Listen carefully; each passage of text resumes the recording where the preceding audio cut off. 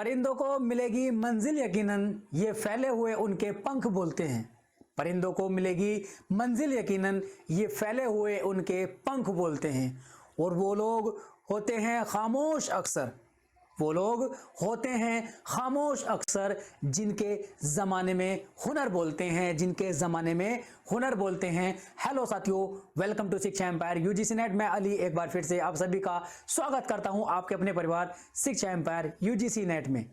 तो साथियों, जैसा कि आप सभी को पता है, आप सभी जानते हैं, हमने न्यू ईयर धमाके पर एक नई शुरुआत की है, जिसमें हमने पेपर वन जो हमारा जनरल पेपर होता है यूजीसी नेट एग्जाम के लिए, पेपर वन की शुरुआत धमाकेदार ही शुरुआत कर दी है।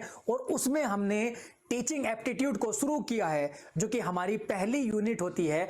और उसको हमने पहली क्लास में टीचिंग एप्टीट्यूड के बारे में बेसिक जाना, टीचिंग एप्टीट्यूड के बारे में बेसिक जाना है। और उसके बाद में हमने जो जाना है वो हमने टीचिंग मॉडल्स को जाना, टीचिंग मॉडल्स क्या होते हैं। और आज की जो हमारी क्लास है, हमारी तीसरी क्लास होने वाली है।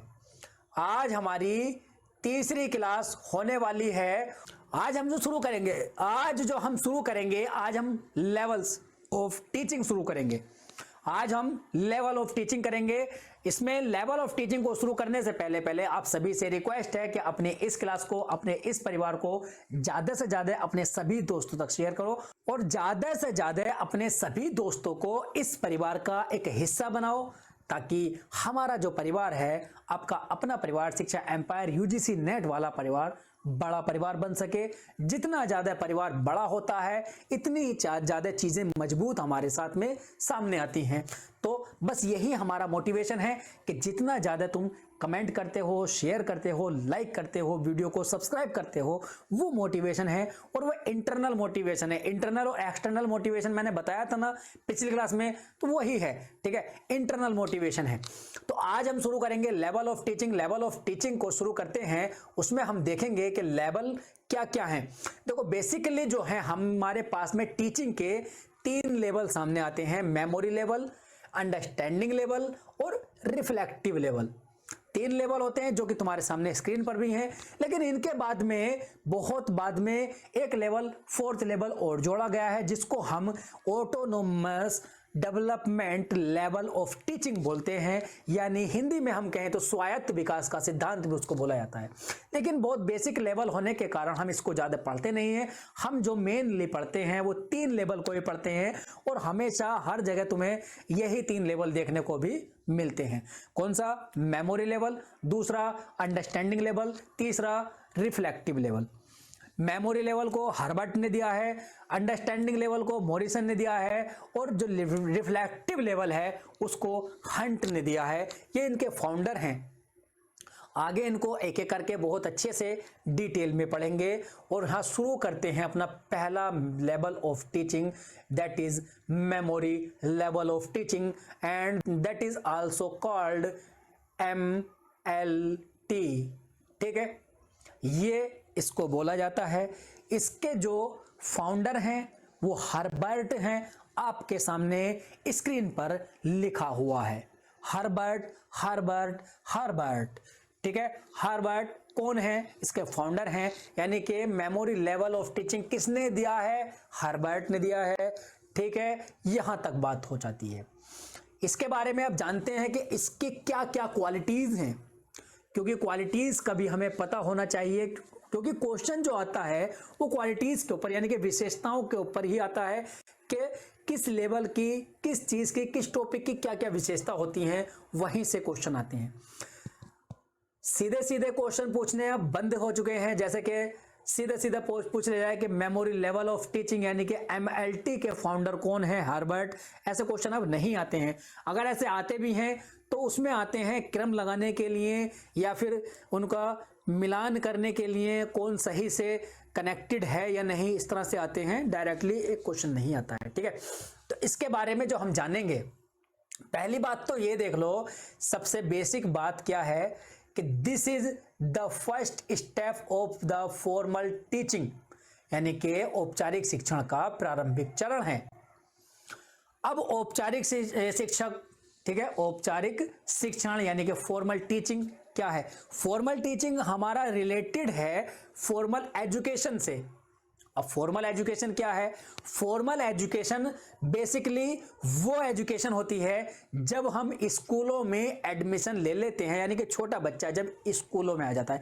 यानी कुल मिलाकर हम कह सकते हैं पेपर पेंसिल वाली जो एजुकेशन होती है, जिसमें किताबों से पढ़ा हुआ, जिसमें पेंसिल से लिखा हुआ, जिसमें बोर्ड पर लिखा हुआ, जिसमें एक सिस्टमैटिक तौर तरीके से चीज़ों को सीखा जाता है, पढ़ा जाता है, वो क्या है? वो फॉर्मल एजुकेशन होती है। यानी कि अगर हम बात करें कि स्कूली शिक्षा जो होती है, जो स्कूली एजुकेशन होती है, वो फॉर्मल एजुकेशन होती है, और स्कूली टीचिंग जो होती है फॉर्मल टीचिंग होती है। और फॉर्मल टीचिंग के जो पहला स्टेप है वो हमारा क्या है? मेमोरी लेवल है। बेसिकली अगर कुल मिलाकर हम बात करें मेमोरी से मतलब क्या हो रहा है? मेमोरी से मतलब तुम्हारे दिमाग में क्या बात आ रही है? मेमोरी जो होती है, मेमोरी क्या होती है कि जब चीजों को फीड किया जाता है, मेमोरी के अंदर चीजों को, फाइल्स को फीड किया जाता है, और जैसे कि होती हैं वैसे की फॉर्म में ही उसको फीड किया जाता है। ठीक है, जब छोटा बच्चा होता है, छोटे बच्चों को तुम सिखाओगे 2 × 2, 2 दूनी 4, तो बच्चा वही रटेगा और रटता भी है। जो टेबल्स जो होती है ना, टेबल्स जो होती हैं, जो हम पढ़ते हैं 2 दूनी 4, 2 × 6, ठीक है, या इस तरह से जो हम इंग्लिश में भी पढ़ते हैं 2 × 2 = 4, इस तरह से ये सब क्या होती हैं? इनको रटाया जाता है। बच्चा जब छोटा होता है तोते की तरह इनको बोल बोल कर रटवाया जाता है, और जब चीज़ों को रटवाया जाता है तो वो जैसे चीज़ें बच्चा रटता है वैसे की वैसी हमारे दिमाग में फीड हो जाती हैं, मेमोरी में फीड हो जाती हैं। और जहां भी याद करने से संबंधित कोई क्वेश्चन आए, जहां भी रटने से कोई संबंधित क्वेश्चन आए, और जहां भी मेमोरी लिखा हुआ कहीं तुम्हें मिल जाए, तो वो तुम्हारा कहां जाएगा? Memory level of teaching founded by Herbert. ठीक, तो यहां तक हो जाएगी बातें। तो इसके बाद में बेसिकली जो कनेक्टेड है, ये जो लेवल है वो रटने से है, याद करने से है। जब छोटा बच्चा स्कूलों में जाता है या छोटा बच्चा घर में भी होता है, तुम कोई चीज सिखाते हो तो उसको बार बार रटवाते हो कि नहीं बेटा ये ऐसे है, नहीं बेटा ये ऐसे, ऐसे नहीं, ऐसे याद करो, ऐसे नहीं, ऐसे याद करो। ठीक है, ABCDEFG हम इसको याद करवाते हैं। ऐसा तो नहीं है DCBA ऐसे नहीं कराते ना। जैसे हम याद कराते हैं वैसा ही वो याद करता है, और वो चीजें उसके सेव हो जाती हैं और लाइफ टाइम तक सेव रहती हैं। मतलब इसका क्या है कि जो भी हम इंफॉर्मेशन लेते हैं वो रट कर लेते हैं, याद करके लेते हैं, बार बार रिकॉलिंग होती है, इसमें रिकॉलिंग होती है। ठीक है, तो यहां लिखा गया है, तो इसमें जो है जो लर्निंग होती है वो क्या होती है? It is basically rote memorisation, यानी कि रोट मेमोराइजेशन यानी कि रट्टाफिकेशन। ठीक है, रटने में बहुत ध्यान देते हैं इसमें। और इसमें लर्निंग जो होती है, इसमें लर्निंग में फ्रीक्वेंसी आती है, जो सीखने में तीव्रता आती है, याद करने में फ्रीक्वेंसी आती है। ठीक है, और डिजायरेबल कंटेंट की प्राप्ति होती है। डिजायरेबल कंटेंट मतलब जो वांछनीय अवधारणाएं हैं, जो कॉन्सेप्ट्स हैं, वो उसकी प्राप्ति होती है।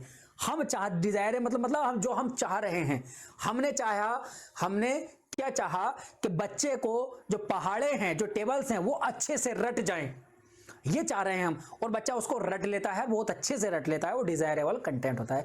और यहां एक चीज आती है, मोस्ट इंपोर्टेंट टर्म है ये, यहां ऐसे क्वेश्चन बहुत बनेगा ये वाला कि लर्निंग प्रोसेस कैसा होता है, या फिर RS लर्निंग प्रोसेस किस मेमोरी लेवल, नाम बता रहा हूं तो, किस टीचिंग लेवल से संबंधित है। तो किससे संबंधित है? हमारा RS मेमोरी लेवल से। अब RS क्या है? R मतलब रेस्पॉन्स, S मतलब स्टिमुलस, यानी कि अनुक्रिया, रेस्पॉन्स मतलब अनुक्रिया, स्टिमुलस मतलब उद्दीपन या उद्दीपक। तो इसका मतलब है कि बच्चे के सामने जो उद्दीपक है, उद्दीपक बाद में आता है, पहले वो रेस्पॉन्स करता है। अब स्टिमुलस क्या, देखो रेस्पॉन्स तो अनुक्रिया हो गई, क्रिया हो गई हमारी, लेकिन उद्दीपक समझ में नहीं आ रहा होगा, स्टिमुलस नहीं समझ में आ रहा होगा। स्टिमुलस वो चीज है, हमारे सामने लिविंग और नॉन लिविंग कोई भी ऐसी चीज जो हमें एकदम से क्रिया करने पर, रेस्पॉन्स करने पर मजबूर कर दे, तो उसको हम स्टिमुलस बोलते हैं। मान के चलो हम अभी तैयारी कर रहे हैं, ठीक है, लेकिन हम अभी धीरे धीरे धीरे धीरे पढ़ रहे हैं ना, लेकिन जहां हमें पता चल जाएगा कि हमारे एग्जाम फॉर्म निकल चुके हैं, डेट भी फिक्स हो चुकी है, तो हमारी क्या है, तीव्रता बढ़ जाएगी, पढ़ने की फ्रीक्वेंसी बढ़ जाएगी। तो वो क्या है, जो हमारे सामने वैकेंसी है वो स्टिमुलस है, क्योंकि उसको देख करके हमारी स्पीड बढ़ जाती है, याद करने की, पढ़ने की क्षमताएं सारी बढ़ जाती हैं, तो वो क्या है, स्टिमुलस है। ठीक है, तो स्टिमुलस बाद में, इसका मतलब है मेमोरी लेवल में क्या आता है, पहले बच्चा रिकॉल करता है, यानी कि रेस्पॉन्स करता है, स्टिमुलस उसमें बाद में मिलता है। ठीक है, लेकिन मेन थ्योरी जो होती है वो SR थ्योरी होती है। मेन थ्योरी जो होती है वो SR होती है, लेकिन इसके अंदर उल्टी आती है RS, पहले रेस्पॉन्स फिर स्टिमुलस। इसका मतलब है अगर तुम रेस्पॉन्स किए हुए नहीं होगे, रेस्पॉन्स मतलब अगर तुम मास्टर डिग्री नहीं किए, यानी कि MA नहीं किए, MSc नहीं किए, फिर उससे पहले तुम BA नहीं किए, BSc नहीं किए, तो MA MSc क्या करोगे, MSc नहीं करोगे, तो फिर तुम UGC नेट की वैकेंसी चाहे कितनी भी आ जाए, तुम रेस्पॉन्स, तुम्हारे सामने वो स्टिमुलस नहीं है। अगर तुम पहले से अनुक्रिया किए हुए हो, तुमने MA मास्टर डिग्री की हुई है, तुम जब भी इसकी तैयारी करना शुरू करोगे, ठीक है, तुम्हारे लिए स्टिमुलस वो तभी बन पाएगा जब तुम ये MA या मास्टर डिग्री वगैरह किए होगे। अगर तुम अभी इंटर में हो, अगर तुम अभी इंटर में हो, ठीक है, और तुम्हारा गोल भी कुछ फिक्स नहीं है कि अभी यार अभी तो इंटर हो रहा है, ठीक है, बाद में देखते हैं, तो उस समय चाहे कितने भी यूजीसी की भर्ती आ जाएं, कितने भी एग्जाम फॉर्म आ जाएं, कितने भी आ जाएं, तुम्हें उससे कोई मतलब नहीं है। तुम्हारी पढ़ाई, तुम्हारे लिए उस समय स्टिमुलस क्या होगा, बोर्ड एग्जाम। ठीक है, अभी यहां तुम्हारा स्टिमुलस ये नहीं होगा। स्टिमुलस यूजीसी नेट को स्टिमुलस बनाने के लिए तुम्हें पहले अनुक्रियाएं, रेस्पॉन्स करने होंगे। कौन से रेस्पॉन्स, ग्रेजुएशन, पोस्ट ग्रेजुएशन, ये सब करनी होंगी, तब जाके तुम्हारा यूजीसी नेट एक स्टिमुलस बनेगा। लेकिन जो मेन थ्योरी है वो क्या कहती है कि तुम्हें पहले स्टिमुलस दिखेगा, पहले तुम्हें स्टिमुलस दिखेगा, तुम बाद में रेस्पॉन्स करोगे। मेन थ्योरी जो है वो ये है कि पहले तुम्हें S दिखेगा, बाद में R करोगे, यानी कि स्टिमुलस दिखेगा जब तुम इंटर में हो, उसी समय तुम्हारे कुछ बच्चों का, कुछ परसेंट बच्चे ऐसे होते हैं कि उनका पहले से गोल बना होता है, तो उस समय उन्हें स्टिमुलस दिखता है कि यार उनके दिमाग में एक स्टिमुलस है कि मुझे आगे जाके यूजीसी नेट करना है, JRF करना है और उसके बाद में PhD करनी है। तो उन्होंने एक स्टिमुलस अपना पकड़ लिया है और उसके बाद में फिर वो रेस्पॉन्स उसी के अकॉर्डिंग, स्टिमुलस के अकॉर्डिंग वो रेस्पॉन्स करते हुए चलेंगे कि मुझे किस फील्ड में PhD करनी है, लैंग्वेज से करनी है, आर्ट साइड से करनी है, या फिर साइंस साइड से करनी है, किस साइड से करनी है, उसी हिसाब से अपने स्टिमुलस के हिसाब से वो रेस्पॉन्स करेगा। लेकिन यहां क्या होता है, मेमोरी लेवल में होता है कि पहले रेस्पॉन्स होना चाहिए, यानी कि बच्चा जब स्कूल में, छोटा बच्चा आता है, जब वो चीजों को याद करता है, याद करने की स्टेज में होता है, तो उसको पहले अनुक्रियाएं कराते हैं, उसको पहले चीजें याद कराते हैं, तब उसके सामने स्टिमुलस दिया जाता है, उद्दीपन दिया जाता है कि अब तू यहां जा। ठीक है, बात क्लियर हो गई। बहुत इंपॉर्टेंट चीज है यहां पर ये कि तुमसे पूछा जा सकता है कि मेमोरी लेवल में कौन सा लर्निंग प्रोसेस होता है, या फिर RS लर्निंग प्रोसेस किस लेवल में आता है। दूसरा लेवल है हमारा understanding level. This is founded by किसके, मॉरिसन। ठीक है, और इसे क्या कहते हैं, ULT कहते हैं। ठीक है, अंडरस्टैंडिंग लेवल ऑफ टीचिंग, अवबोध या समझ का स्तर। ठीक है, हो गई बात। अब इसके बारे में थोड़ा सा जानो जरा। अब तक हमने जाना था मेमोरी लेवल के बारे में। इसमें क्या है, देखो मेमोरी लेवल, इसमें जो आता है वो मेमोरी भी आती है और इनसाइट्स भी आता है, यानी कि अंतर्दृष्टि भी आती है। डीप अंडरस्टैंडिंग के लिए जो चीजें हमने रटी हैं पिछली क्लास में या पिछले लेवल में मेमोरी लेवल में हमने क्या था कि चीजों को रटा था, कोई इंफॉर्मेशन हमारे सामने आई है, वो हमारे दिमाग में फीड की गई। अब इसमें क्या आता है, फीड तो हमें करना है, हमें उस चीज को अपने मेमोरी में तो फीड करना है उस इंफॉर्मेशन को, लेकिन उसके साथ में हमें कुछ इंसाइट्स भी लगाने हैं। यहां दिया है ना मेमोरी प्लस इंसाइट्स, यानी कि रटना यानी कि याद भी करना है, दिमाग में मेमोरी में फीड भी करना है और इंसाइट्स भी लगाते हैं, अंतर्दृष्टि भी लगाने की। अंतर्दृष्टि मतलब सूझ यानी कि समझ, ये भी लगानी है, चीजों को समझना भी है। सिर्फ रटने से काम नहीं चलेगा। जैसे बच्चा थोड़ा सा बड़ा हो जाता है वो चीजों को याद करने के साथ साथ उनको समझना भी शुरू कर देता है।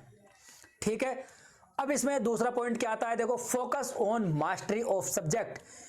जिस सब्जेक्ट में वो पढ़ता है उसका फोकस किया जाता है, यानी कि इस लेवल में चीजों को यानी कि टॉपिक को या सब्जेक्ट को पढ़ाने का जो एक फोकस होता है वो क्या होता है, उस टॉपिक में बच्चे को इस तरह से समझाओ कि वो मास्टर बन जाए। ठीक है, आगे एक्टिव रोल ऑफ बोथ, यानी कि टीचर एंड स्टूडेंट दोनों क्या करते हैं, एक्टिवली रोल प्ले करते हैं। ऐसा नहीं है कि टीचर ही सिर्फ एक्टिवली रोल करेगा तो स्टूडेंट भी उसके साथ में रोल करेगा, एक्टिवली दोनों करेंगे। ठीक है, तो यहां कुछ मेथड्स इसमें इंक्लूड होते हैं। वो मेथड क्या इंक्लूड होते हैं, जैसे कि लर्निंग, यानी कि जो इसकी विधियां हैं, इस लेवल की विधियां क्या क्या हैं। लेक्चर मेथड हो सकता है, यानी कि टीचर यहां लेक्चर देके बच्चों को समझा सकता है, डिस्कशन करके भी समझा सकता है, एग्जाम्पल देकर समझा सकता है और एग्जाम्पल के साथ में एक्सप्लेनेशन भी समझा सकता है, एक्सप्लेन भी करके समझा सकता है। तो इसकी कुछ विधियां होती हैं। ठीक है, और एक चीज और,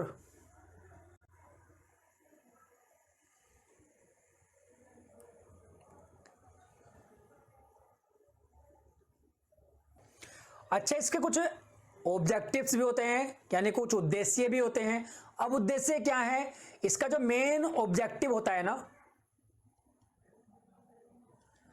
मेन ऑब्जेक्टिव क्या होता है कि जो स्टूडेंट हैं उनको क्या करना है, इंफॉर्मेशन प्रोवाइड करानी है, इंफॉर्मेशन के साथ में उनको एग्जाम्पल भी देना है और एग्जाम्पल के साथ में उनको क्या करना है, एक्सप्लेन भी कराना है, उनको समझाना भी है, सिर्फ रटवाना नहीं है। ऐसा नहीं है कि कोई चीज इंफॉर्मेशन दी उसका एग्जाम्पल भी दे दिया और बस सेव करा दिया, लेकिन एग्जाम्पल के साथ में उसको एक्सप्लेन भी करना है। ठीक है, ये बात हो गई यहां तक। बोलो, जो भी सीख रहे हैं, इसमें जो भी हम सिखा रहे हैं, हमने अंडरस्टैंडिंग लेवल में कुछ भी सिखाया बच्चे को, उसको रियल लाइफ से जोड़कर सिखाना है, रियल लाइफ में उसको यूज कराना है। ठीक है, मान के चलो जैसे कि बच्चों से कहा, छोटे बच्चे जब प्राइमरी स्कूल में होते हैं ना, छोटे छोटे बच्चे होते हैं, तो उनसे अब कहते हैं, एक टीचर है वो कह रहा है कि बच्चों कल को अपने अपने घर की फेवरेट डिशेज, जो भी तुम्हारे घर का फेवरेट खाना हो, उसको बनवाकर टिफिन में, लंच बॉक्स में पैक करा कर लेकर आना है। तो इसका क्या मतलब है, इसका क्या मतलब है कि जो टीचर है उसको क्या न्यूट्रिशन पढ़ाना है, या उसका ये मतलब है कि सबके घर का खाना खाना है? नहीं, उसका मतलब है अगर उसको न्यूट्रिशन पढ़ाना है, न्यूट्रिशन चैप्टर को पढ़ाना है, पोषण पढ़ाना है, तो उसको कहना पड़ेगा कि अपने अपने घर से जो तुम्हारी फेवरेट खाना है, जो फेवरेट डिशेज हैं, उनको बनवा करके लेके आना है। फिर क्या करना है, अगले दिन को जब बच्चे लेकर के आएंगे तो सबसे पूछना है तुम क्या लेकर आए हो, तुम क्या लेकर आए हो। बच्चा कहेगा कि मैं आलू की सब्जी लेकर आया हूं, तो आलू के जो भी क्वालिटीज होती हैं उनको बताना है कि आलू से ये मिलता है, आलू से वो होता है। कुछ बच्चे पनीर लाते हैं तो पनीर के बारे में बताना, पनीर में प्रोटीन होता है, पनीर में ये होता है, वो होता है। कुछ बच्चे हरी सब्जी लाते हैं तो उनको बताना है कि इसमें ये विटामिन होता है, इसमें ये विटामिन होता है। तो इससे क्या है, एक रियल लाइफ वाला कनेक्टिविटी होती है, रियल लाइफ का एग्जाम्पल उसमें दिया जाता है और बच्चे बहुत अच्छे से उस चीज को कनेक्ट कर पाते हैं और समझ पाते हैं। तो ये सब होता है। ठीक है, आगे चलें। यहां तक हमारा अंडरस्टैंडिंग लेवल हो गया है। रिफ्लेक्टिव लेवल पढ़ते हैं। रिफ्लेक्टिव लेवल को पढ़ने से पहले अपने सभी दोस्तों तक इस क्लास को शेयर करें, और हाँ, पीडीएफ वगैरह के लिए और क्लासों के नोटिफिकेशन के लिए, लिंक के लिए हमारे साथ तुम जुड़ सकते हो। कहां? टेलीग्राम ग्रुप पर। क्या नाम है? शिक्षा एम्पायर के नाम से। ठीक है, क्या नाम है? शिक्षा एम्पायर के नाम से। ठीक है, इस नाम से टेलीग्राम ग्रुप है, वहां जोड़ सकते हो, वहां तुम्हें लिंक वगैरह मिल जाते हैं, पीडीएफ मिल जाती हैं। और अपने सभी दोस्तों तक इस क्लास को ज्यादा से ज्यादा शेयर करो, लाइक करो, सब्सक्राइब करो। देखो देख तो बहुत सारे बच्चे रहे हैं, लेकिन लाइक बहुत कम ने किया है। ठीक है, तो इसका मतलब है हमारी मेहनत तुम्हें पसंद नहीं आ रही है। ठीक है, तो अब शुरू जो करते हैं हम रिफ्लेक्टिव लेवल को शुरू करते हैं। रिफ्लेक्टिव लेवल जो है ये हमारा क्या है, सबसे हाईएस्ट लेवल है टीचिंग का। और इसको जो दिया है वो किसने दिया है, हंट ने दिया है। चिंतन स्तर इसको बोलते हैं, सोच स्तर भी उसको बोलते हैं। ठीक है, सोच तो हाँ सोच भी बोल सकते हैं, चिंतन है वैसा, सोच चिंतन। ठीक है, चिंतन स्तर बेसिकली जिसको याद रखना है, चिंतन ही मिलेगा तुम्हें। सोच और समझ थोड़ा सा कंफ्यूजन है, क्योंकि समझ का हमारा कौन सा है, पिछला वाला है, अंडरस्टैंडिंग वाला।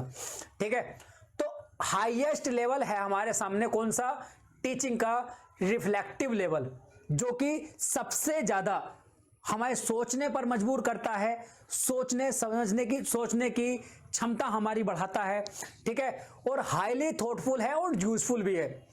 सबसे ज्यादा विचारशील है, थॉटफुल यानी कि विचारशील, सोचनीय है, चिंतनशील है, और सबसे ज्यादा उपयोगी भी है, यूजफुल भी है। और इसके अंदर हमारा जो पीछे हम पढ़ रहे थे ना, मेमोरी लेवल और अंडरस्टैंडिंग लेवल, इसके अंदर दोनों आ जाते हैं, अंडरस्टैंडिंग भी और मेमोरी लेवल भी। क्योंकि बच्चा इंफॉर्मेशन को एक्वायर करता है, चाहे वो याद करके, फिर उसके बाद में उसको समझता भी है, और समझने के बाद में इन दोनों के बाद में वो उस पर विचार करता है, चिंतन करता है। ठीक है, उसके बाद में प्रॉब्लम सेंट्रिक भी है। ये जो अप्रोच है प्रॉब्लम सेंट्रिक है। प्रॉब्लम सेंट्रिक मतलब इसमें बच्चा प्रॉब्लम को सॉल्यूशन करना या सोल्व करना सीख जाता है, सोल्व करने की उसमें एबिलिटी आ जाती है। ठीक है, और इसमें प्रॉब्लम्स को आइडेंटिफाई भी किया जाता है, डिफाइन भी किया जाता है, और सॉल्यूशन भी इसका किया जाता है। यानी कि जो प्रॉब्लम होती हैं, बच्चा उस प्रॉब्लम को खुद से क्या करता है, आइडेंटिफाई भी करता है, यानी कि मेरे सामने प्रॉब्लम क्या आ रही है ढूंढता भी खुद है, उनको डिफाइन भी करता है, बताता भी कि ये प्रॉब्लम है, खुद बच्चा कर रहा है, और उस प्रॉब्लम का सॉल्यूशन भी खुद करता है बच्चा। क्लासरूम का एनवायरनमेंट कैसा होता है, ओपन होता है और इंडिपेंडेंट होता है, यानी कि खुला वातावरण होता है, कहीं कोई बाधा नहीं होती है, जो बच्चे की मर्जी है वो कर सकता है। खुला वातावरण का मतलब ये है खुली हवा नहीं आ रही उसमें, खुले वातावरण का मतलब है कि बच्चा अपनी मर्जी से, जो उसकी मर्जी है, उसके प्रॉब्लम सॉल्यूशन करने में जो जो उसके दिमाग में आइडियाज आते हैं वो खुद से कर सकता है, कोई बाउंडेशन नहीं होती है। और इंडिपेंडेंट होता है बच्चा खुद पर, यानी कि किसी के ऊपर डिपेंडेंट नहीं होता है, इंडिपेंडेंट होता है। लर्नर मोटिवेटेड एंड एक्टिव होते हैं, मोटिवेट रहते हैं हमेशा इसमें। और इवैल्यूएशन जो होता है वो ऐसे टाइप होता है, इवैल्यूएशन ऐसे टाइप होता है। ठीक है जी, ओके बोलो, ओके रिपोर्ट है, बोलो बोलो भाई जल्दी से। यहां तक हमारे 3 लेवल हो गए हैं। मेमोरी लेवल किसने दिया है, हर्बर्ट ने, और अंडरस्टैंडिंग लेवल किसने दिया है, मॉरिसन ने, और रिफ्लेक्टिव लेवल किसने दिया है, हंट ने। ठीक है, 3 लेवल हमने बहुत अच्छे से पढ़ लिए हैं। आगे क्या है, आगे देखें जरा। थैंक यू है, और यहां तक आप सभी को आने के लिए बहुत बहुत तहे दिल से धन्यवाद है, शुक्रिया है, थैंक यू है।